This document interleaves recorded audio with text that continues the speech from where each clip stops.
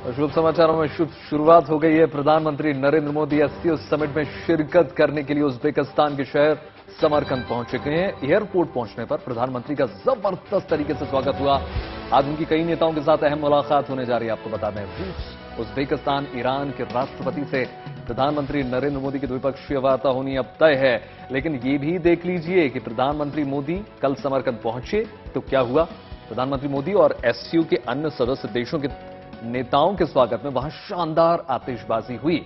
समरकंद में एशिया के बड़े देशों के नेता जुट रहे हैं। वहां इन देशों की सभ्यता और संस्कृति की एक झलक पेश की जा रही है। इसी कड़ी में समरकंद में भारतीय संस्कृति की खास झलक हम सभी को देखने को मिल रही है। हम आपको आगे ये भी दिखाने जा रहे हैं कि देखिए उज्बेकिस्तान में किस तरह हिंदुस्तान के प्रति दीवानगी नजर आ रही है, कितना प्यार है वहां के लोगों में भारत के प्रति और किस तरह से सांस्कृतिक आदान प्रदान चल रहा है, इसकी भी झलक दिखाने जा रहे हैं।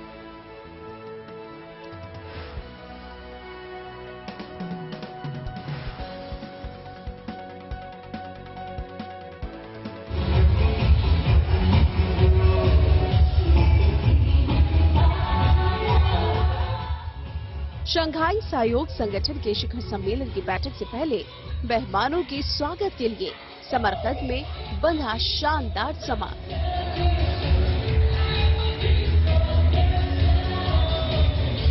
एससीओ में हिस्सा लेने पहुंचे तमाम देशों के प्रतिनिधि मंडल के लिए डिनर के दौरान रंगारंग सांस्कृतिक कार्यक्रम में मेजबान देश के कलाकारों ने ये शानदार तराने छेड़े।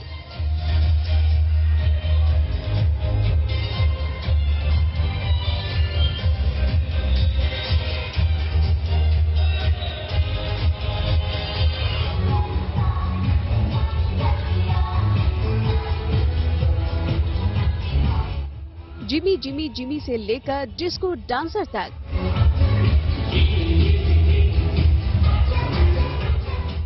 बॉलीवुड के गानों की धुनों पर थिरकते कलाकारों ने मेहमान देशों के नेताओं और प्रतिनिधियों के स्वागत में कोई कसर नहीं छोड़ी।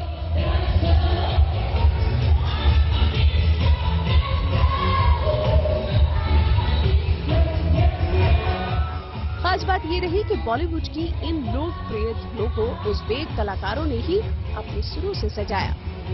इससे साफ पता चलता है कि सेंट्रल एशिया के इस देश में भारतीय फिल्मों का कितना ज्यादा क्रेज है। साथ ही भारतीय संस्कृति से वहाँ के लोगों के लगाव की झलक भी इस तरह के परफॉर्मेंस में देखने को मिलती है।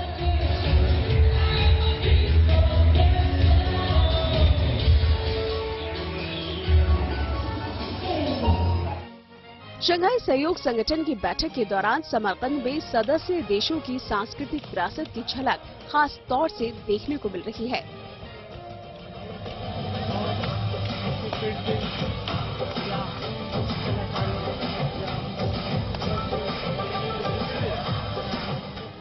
इस सिलसिले में यहाँ समरकंद विश्वविद्यालय के परिसर में इंडियन पवेलियन लगा दिया गया है, जहाँ भारतीय लोक नृत्य और संगीत के कार्यक्रम हो रहे हैं।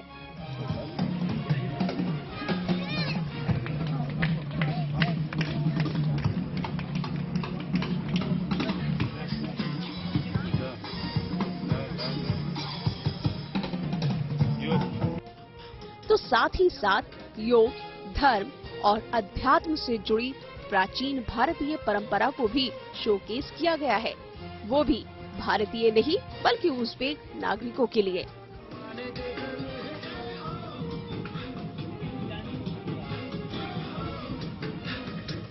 कई चीजें यहाँ पर सांस्कृतिक रूप में यहाँ प्रस्तुत कर रहे हैं। मुख्य प्रस्तुति हमारे उज़्बेक जो नृत्य करने वाले हैं और योगा करते हैं, जो हमारे कल्चर सेंटर के सबके सब छात्र हैं, उनके द्वारा ये प्रस्तुति हो रही है।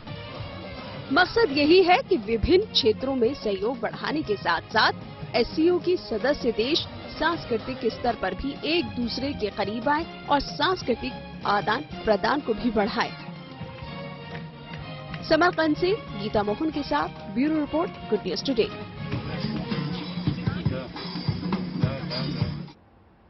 कल पीएम मोदी का बर्थडे है और इसे खास बनाने के लिए दिल्ली के एक रेस्टोरेंट ने 56 इंच की थाली लॉन्च की है। और इस थाली को लेकर इनाम भी रखा है।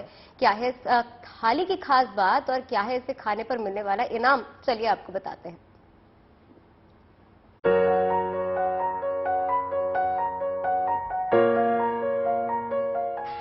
ये 56 इंच की थाली आपको आजमाने के लिए तैयार है। इस थाली में रखे व्यंजनों को गौर से देख लीजिए, एक एक कर चाहे तो गिन भी लीजिए और फिर खुद से पूछिए कि क्या आप तैयार हैं ये सब कुछ निपटाने के लिए, वो भी 40 मिनट के भीतर। अगर आप में बाहुबली वाला दम है तो आप इस थाली को 40 मिनट के भीतर फिनिश करके जीत सकते हैं 8.5 लाख रुपए। ठहरी, अगर आपको लग रहा है कि अकेले तो नहीं, कोई एक और साथ आ जाए तो थाली खत्म की जा सकती है, तो आप 2 लोग मिलकर ये चैलेंज ले सकते हैं। खुला ऑफर है, लेकिन सिर्फ 10 दिनों के लिए, 17 से 26 तारीख तक, क्योंकि ये ऑफर पीएम मोदी के जन्मदिन को खास बनाने के लिए ही ये दिलचस्प प्रतियोगिता रखी गई है। अगर आप इस प्रतियोगिता में खुद को आजमाना चाहते हैं तो पता नोट कर लीजिए। ये प्रतियोगिता दिल्ली के कनॉट प्लेस में है। रेस्टोरेंट का नाम है आर्डर 2.0 रेस्टोरेंट एंड लाउंज। यहाँ आप मंडे टू फ्राइडे यानी सोमवार से शुक्रवार तक 12 बजे से 5 बजे तक इस प्रतियोगिता में हिस्सा ले सकते हैं। 2 लोग अगर मिलके 40 मिनट में ये थाली खत्म कर लेते तो 8.5 लाख रुपए का रिवॉर्ड भी है हमारी तरफ से। उसके लिए आपको बाहुबली बनना पड़ेगा, मोदी जी की तरह खा के दिखाओ। 2 जने 40 मिनट, पर वो दिन में 12 से 5 ही करते हैं, मंडे टू फ्राइडे, जो चैलेंज वाला है। इसके तहत 17 से 26 तारीख तक जो भी कस्टमर्स आएंगे उनका रैंडम लकी ड्रॉ निकाला जाएगा और लकी ड्रॉ जीतने वाले 2 कस्टमर को रेस्टोरेंट की तरफ से फ्री में केदारनाथ यात्रा कराई जाएगी। 17 से लेके 26 के बीच में जितने भी लोग यहाँ आते हैं उनमें से एक लकी कपल को हम केदारनाथ का ट्रिप स्पॉन्सर करेंगे, hotel stay plus the trip आना जाना, और अब वो केदारनाथ की यात्रा करके आए, भगवान शिव शंकर भोलेनाथ के दर्शन करके आए, भगवान शिव शंकर से सम्मिलित होकर आए। मेरे हिसाब से इससे बढ़िया गिफ्ट नहीं हो सकता मोदी जी के लिए। तो इन्होंने तो प्रधानमंत्री का जन्मदिन खास बनाने की तैयारी कर ली है। इनकी चाहत तो ये भी है कि ये 56 इंच की थाली 56 इंच वाले पीएम मोदी तक भी पहुंचे। आपकी चाहत क्या है? केदारनाथ यात्रा के लिए किस्मत आजमाने की या फिर खुद पर भरोसा करके 56 इंच की थाली में रखा खाना खत्म करके 8.5 लाख रुपए जुटाने की? Bureau report, good news today. देखिए, भारत की सरजमी पर 70 साल बाद चीतों के आने की उल्टी गिनती अब शुरू हो चुकी है। नामीबिया से चीतों को लाने के लिए एक विशेष विमान राजधानी विंडहॉक पहुंच चुका है और इस विमान को बाहर और भीतर से विशेष तरीके से तैयार किया गया है ताकि चीतों के पिंजरों को आसानी से रखा जा सके। 17 सितंबर को यह विमान जो है उड़ान भरकर नामीबिया से सीधे जयपुर पहुंचेगा। इसके बाद हेलीकॉप्टर के जरिए इन्हें कूनो नेशनल पार्क पहुंचाया जाएगा और 17 सितंबर को ही प्रधानमंत्री नरेंद्र मोदी अपने जन्म दिवस पर इन्हें कूनो पार्क में छोड़ देंगे।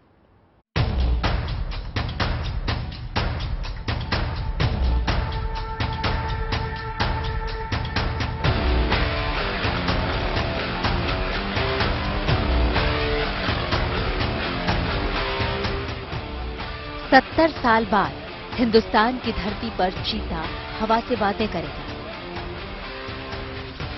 भारत से विलुप्त हो चुका रफ्तार का ये बादशाह अब मध्य प्रदेश के कूनो राष्ट्रीय उद्यान को अपने शक्तिशाली पंजों से नापेगा।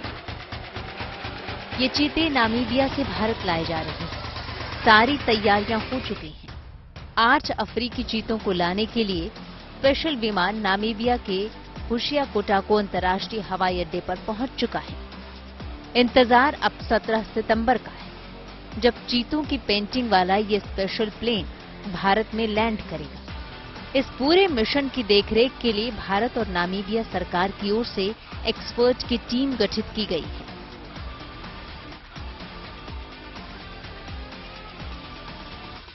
इन चीतों में 3 नर चीते हैं और 5 मादा चीते हैं। 3 नर चीतों में 2 की उम्र 5.5 साल और 1 की उम्र 4.5 साल है, जबकि 5 मादा चीतों में 1 की उम्र 2.5 साल, 1 की उम्र 2 साल, 1 की 4 साल और 2 की उम्र 5 साल है। 17 तारीख के सुबह यहाँ पे आ जाएंगे। चीते हम कार्गो, एक चार्टर्ड कार्गो प्लेन हायर करके विंडहॉक नामीबिया की जो कैपिटल है वहां से वो जयपुर आएगा और जयपुर से फिर हेलीकॉप्टर के माध्यम से सीधे वो यहाँ पालपुर में हेलीपैड ऑलरेडी निर्माण हो चुका है और यहाँ पे आएगा और उसके बाद ही उसके रिलीज करने का कार्यक्रम होगा। चीतों को ला रहा ये स्पेशल विमान 17 तारीख को नामीबिया से जयपुर पहुंचेगा।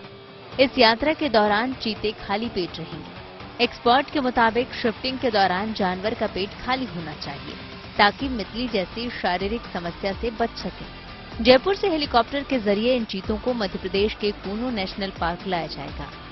इस राष्ट्रीय उद्यान में चीतों की अगवानी की सारी तैयारियां पूरी कर ली गई हैं। खाने रहने का उचित प्रबंध कर लिया गया है। खुद प्रधानमंत्री मोदी इस दिन अपने जन्मदिन पर कूनो नेशनल पार्क में मौजूद रहेंगे और 8 चीतों को देश को समर्पित करेंगे। श्योपुर जिले में मौजूद है। श्योपुर जिले का कूनो अभयारण्य, इसे क्यों चुना गया, सबसे पहले हम आपको वो तस्वीरें दिखाते हैं। दरअसल मध्य प्रदेश में वैसे तो जंगलों की कोई कमी नहीं है, नेशनल पार्क की कोई कमी नहीं है, लेकिन दरअसल कूनो वो एरिया है, वो इलाका है, वो नेशनल पार्क है जिसे एक तरीके से पहले गुजरात के शेरों के लिए चुना गया था। चिन्हित था, लंबे समय तक यहाँ पे शेरों को लाने की कयावत चलती रही, लेकिन वो पूरी हो नहीं सकी और आखिरकार जब चीतों के लिए एक बार फिर से कूनो का चयन हुआ तो दरअसल उसके पीछे की सबसे बड़ी वजह है कि यहाँ पे घना जंगल नहीं है। कूनो में अगर आप ये तस्वीरों को देखें तो आपको छोटी छोटी पहाड़ियां दिख जाएंगी, लेकिन दूर तक आपको यहाँ पे मैदान दिखेंगे और ये जो झाड़ियों वाले मैदान हैं ये यहाँ पे बहुत दूर तक फैले हुए हैं और इसीलिए ये चीतों के लिए एकदम मुफीद जगह मानी गई, क्योंकि चीतों को दौड़ना होता है, तेज दौड़ना होता है और मध्य प्रदेश में जो बाकी के नेशनल पार्क है वहां पर बहुत ज्यादा समतल जमीन चीतों को दौड़ने के लिए मिलती नहीं। कूनो नेशनल पार्क 748 वर्ग किलोमीटर में फैला है। इस खुले जंगल में घूमने के लिए अफ्रीकी चीतों को थोड़ा इंतजार करना पड़ेगा। फिलहाल उन्हें 1 महीने के लिए क्वारंटीन सेंटर में रखा जाएगा। सेंटर से बाहर आने के बाद 500 हेक्टेयर यानी करीब 1250 एकड़ के क्षेत्र का खुला मैदान मिलेगा और इन खुले मैदानों में भी चीतों के लिए विशेष प्रबंध किया गया है। रायगढ़ के नरसिंहगढ़ जंगल से बड़ी संख्या में यहाँ चीतल लाए गए हैं, जिससे कि चीते उनका शिकार कर अपनी भूख मिटा सके। इतना ही नहीं, कूनो राष्ट्रीय उद्यान में चीतों की सुरक्षा के लिए विशेष तरीके से प्रशिक्षित डॉग स्क्वाड की व्यवस्था की गई है। ये ट्रेन डॉग बाड़े के बाहर पहरेदारी करेंगे। इनका काम हर तरीके से चीतों की सुरक्षा करना है, चाहे वो तस्कर हों या कोई और। ये इस तरह से प्रशिक्षित किए गए हैं कि खुद की सुरक्षा भी चीतों से कर सकें। पूर्व से करीब 12 सैनिक कार्यरत थे, 10 और हमने अभी नया सैनिक और मंगवाया है। जिला सैनिक कल्याण बोर्ड ग्वालियर के माध्यम से हम इनको कर रहे हैं और अभी 22 सैनिक हम व्यवस्था कर रहे हैं ताकि जिन क्षेत्रों में कुछ लोग जो पुराना रिकॉर्ड है यहाँ का कि बंदूकधारी लोग आकर के अंदर में शिकार करते हैं, जंगल में निरीह वन्य प्राणियों का शिकार करते हैं, तो ऐसे लोगों के ऊपर कड़ी हम नजर रखें। चीता को ट्रैक किया जा सकता है कि चीता कहाँ गया है, स्मेल के साथ में डॉग को हम सिखाते हैं। दूसरा, यदि कोई किसी वजह से मार देता है तो उसकी तस्करी नहीं कर सकता, इसको रोकने के लिए इनको ट्रेन किया जाता है। तो ये जो शिकारी है उसको भी ट्रैक कर सकते हैं, साथ में वाइल्ड लाइफ को भी ढूंढ सकते हैं। इंतजार की घड़ियां अब करीब करीब बीतने वाली हैं। कुछ घंटों के बाद नामीबिया के चीते भारत के जंगलों के बाशिंदे होंगे और देशवासी यहां आकर रफ्तार के बादशाह का दीदार कर सकेंगे। श्योपुर से रवीश पाल सिंह और दिल्ली से आशुतोष सिंह के साथ गुड न्यूज टुडे।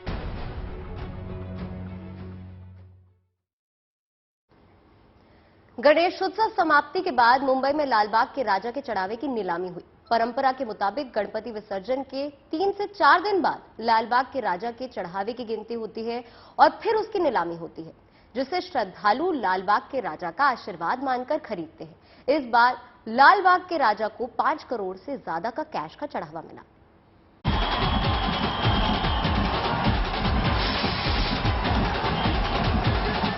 यहाँ नीलामी हो रही है लालबाग के राजा को मिले चढ़ावे की। ये चांदी का बड़ा सा हार, ये सोने का मोदक, सब बाप्पा का प्रसाद है, मुंबई के लालबाग के राजा का प्रसाद, और इसे अपने घर ले जाने के लिए लोग बोलियां लगा रहे हैं।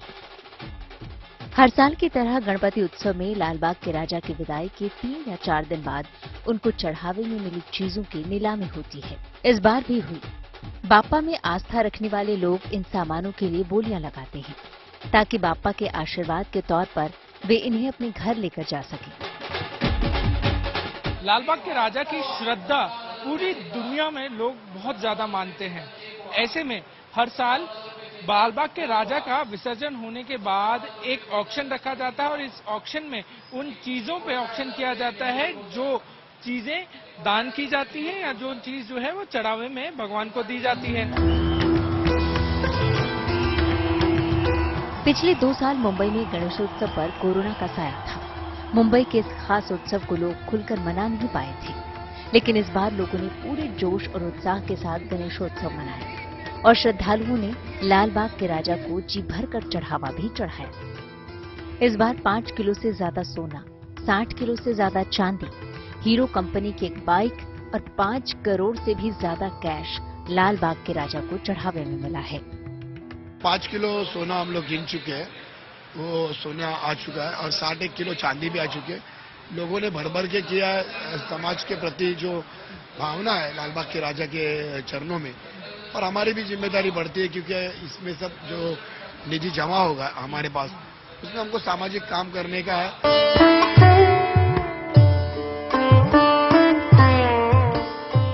ये सोने का मोदक 1 किलो से ज्यादा वजन का है।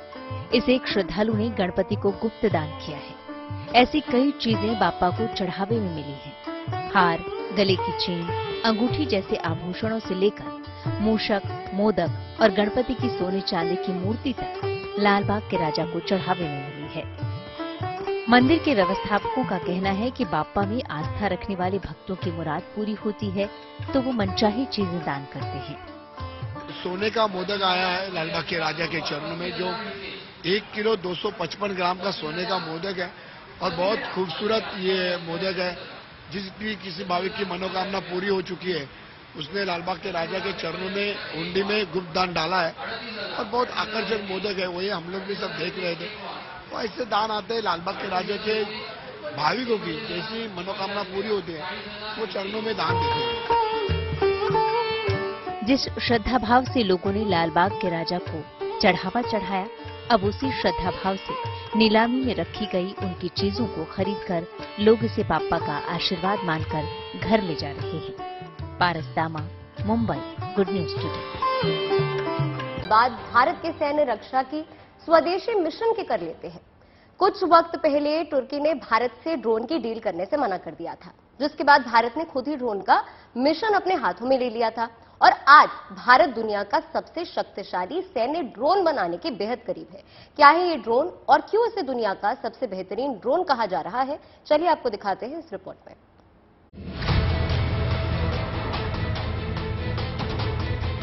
तुर्की का इनकार, भारत का करारा जवाब।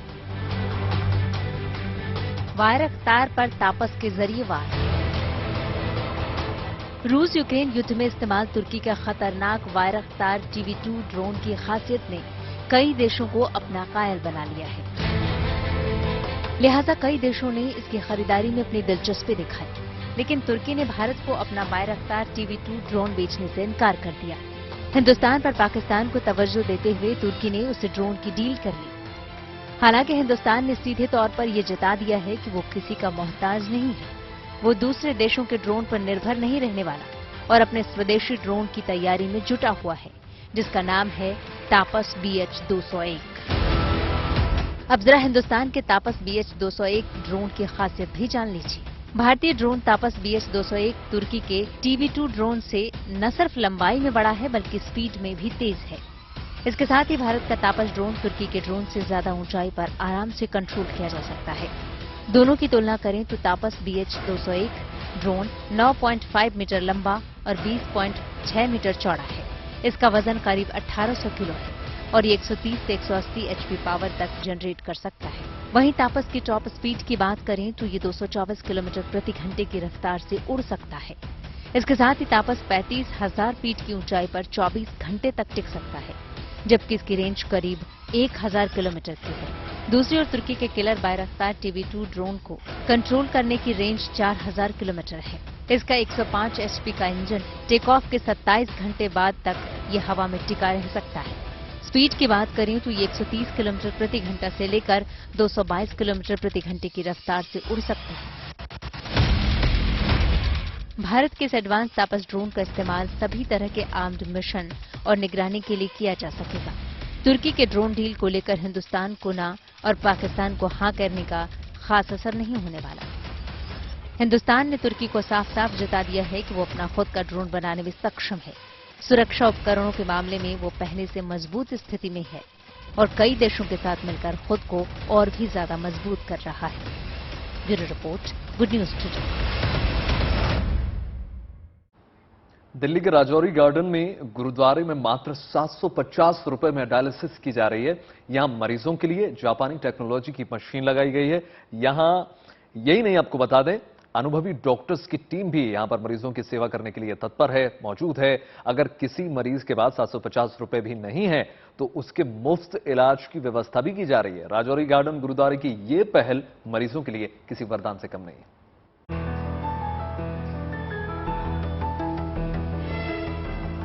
सेवा, परोपकार, किसी जरूरतमंद की मदद, इससे बड़ा धार्मिक कार्य भला और क्या हो सकता है। और जब बात महंगे इलाज को लेकर हो तो फिर सोने पर सुहागा। राजौरी गार्डन गुरुद्वारे में जरूरतमंदों की महज 750 रुपए में डायलिसिस की जा रही है। सही सुना आपने। अमूमन किसी अस्पताल में आप डायलिसिस कराने जाते हैं तो आपको तकरीबन 5 से 7 हजार रुपए अपनी जेब से खर्च करने होते हैं, लेकिन राजौरी गुरुद्वारा कमेटी महज 750 रुपए की मामूली कीमत पर डायलिसिस कर रही है। पैसे की कीमत देखकर अगर सहूलियत की कमी के बारे में आपके मन में जरा भी आशंका है तो हम आपको बता दें कि डायलिसिस के लिए इस्तेमाल की जाने वाली आधुनिक मशीनें जापान से मंगाई गई है। फिलहाल डायलिसिस के लिए 10 बेड हैं जो आने वाले कुछ दिनों में 20 तक कर दिए जाएंगे। बेहतरीन और अनुभवी डॉक्टरों की टीम यहां आने वाले मरीजों का डायलिसिस कर रही है। कुल मिलाकर कम पैसे के बावजूद सुविधाओं को लेकर कोई कोताही नहीं बरती गई है। ये जो आप देख के आए हैं अभी डायलिसिस का, ये डायलिसिस की हमारी 10 मशीनें लगी हुई हैं और आपने देखा है कि जो वर्ल्ड की बेस्ट मशीन है ना वो हमने लगाई है इधर। वैसे जर्मन की भी बहुत अच्छी होती है मगर ये जो जापानीज है इनसे अच्छी कोई मशीन नहीं है। वो मशीनें वही और अपना डॉक्टर हमारे बेस्ट है। डायलिसिस में इस्तेमाल जापानी टेक्नोलॉजी वाली मशीनों को दुनिया की सबसे बेहतरीन मशीनों में शुमार है। किडनी से जुड़ी बीमारी में डायलिसिस बार बार कराने की जरूरत पड़ती है। डायलिसिस कराने में एक बार का खर्चा ही 5 से 7 हजार रुपए का होता है। ऐसे में 750 रुपए में डायलिसिस होना किसी भी मरीज के लिए राहत वाली बात है। यही कारण है कि राजौरी गार्डन गुरुद्वारे में डायलिसिस के लिए मरीज सिर्फ दिल्ली से नहीं बल्कि दूर दराज के इलाकों से आ रहे हैं। राजौरी गार्डन गुरुद्वारा का ये भाव कि ज्यादा से ज्यादा लोगों की सेवा हो सके और कोई भी खाली हाथ न लौटे, इसलिए अगर कोई मरीज डायलिसिस कराने के लिए 750 रुपए देने में भी सक्षम नहीं है तो उसके लिए कमेटी ने निःशुल्क सुविधा प्रदान करने का प्रबंध किया है। यहाँ पर 750 रुपए हम लेते हैं सिर्फ डायलिसिस का और पूरी दिल्ली से ही नहीं बल्कि दूर दूर से लोग यहाँ पर डायलिसिस कराने के लिए आते हैं क्योंकि चार्जेस बहुत कम है। प्रधान हरमनजीत सिंह जी ने जो एक प्रोविजन रखा हुआ है कि गुरुद्वारा घर में कोई भी आए गुरु नानक के घर में तो खाली ना जाए, तो उसके लिए उन्होंने कमेटी बना रखी है। सेवा से बड़ा कोई धर्म नहीं। ऐसी महंगाई में जब इलाज कराने में लोगों के लाखों रुपए खर्च हो जाते हैं, राजौरी गार्डन गुरुद्वारा की मरीजों के लिए ये सराहनीय पहल किसी जीवन दान से कम नहीं है। मनोरंजन कुमार, गुड न्यूज टुडे। अब जेल के कैदियों के लिए एक शानदार खबर आपको दे दें, जो एक अच्छी शुरुआत के तौर पर देखी जा सकती है। देखिए, पंजाब की जेलों में अब अच्छे बर्ताव करने वाले कैदियों को इनाम मिलेगा और इनाम बहुत खास है। वो ये है कि परिवार के साथ जो वक्त बिताने का मौका मिलता है वो अब सीधे तौर पर होगा। दरअसल कैदियों को मनोबल बढ़ाने और उनमें सकारात्मक बदलाव लाने के लिए यह नई पहल की गई है, जिसके तहत अच्छे बर्ताव करने वाले कैदियों को परिवार के साथ वक्त बिताने का मौका मिलेगा। इसके लिए एक फैमिली रूम बाकायदा बनाया जाएगा जहां कैदी जो हैं परिवार के साथ वक्त बिता सकेंगे। फरीदकोट में जेल में इसकी शुरुआत अब की गई है। क्या पूरा मामला है, क्या पूरी रिपोर्ट है, समझने की कोशिश कीजिए।